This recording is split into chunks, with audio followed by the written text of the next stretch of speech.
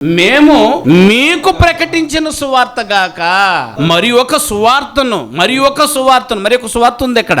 మరి ఒక సువార్తను మేమే అయినను, చూసారైనా, మేమే అయినను లేదా పరలోకము నుండి వచ్చిన ఒక దూత అయినను మీకు ప్రకటించిన ఎడల అతడు శాపగ్రస్తుడవును. అంటే ఇప్పుడు ఈ పత్రికను బట్టి చూస్తే మనకేమర్థమవుతుంది నైనా, ఇంతవరకు సందర్భాలను ఎత్తి చూపించినప్పుడు దీన్ని బట్టి గలతీయ ప్రాంతంలో ఉన్న క్రైస్తవుల పరిస్థితి ఏంటి? ఏరైనా వారు ఏ బోధలో ఉన్నారో అది వారికి అర్థం కాలేదు. అభివృద్ధి చెందిన వారైతే ఇంత రాయవలసిన అవసరం లేదు.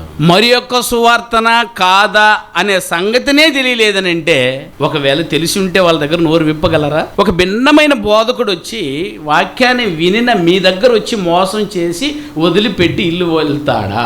మీ దగ్గరకు వచ్చి వెళ్ళిపోతానన్నా ఏమండి? ఇంత బలంగా విన్న మిమ్మల్ని చిటికలో మోసం చేసేసాడు అనుకోండి, అప్పుడు మీ విషయం పోయి మేము కంగు తినాలా? అయ్యా నాయన, ఇంత బోధ వినా, ఇదంతా విని ఇది తప్పన్నా, వాళ్ళు చెప్పేది రైట్ అన్నా అని వచ్చావనుకో, ఒకవేళ మీరు ఎంత షాక్ ఎదుర్కోవాలి తెలుసా? ఇదే షాక్ను సవి చూశాడు ఎవరు? పౌలు.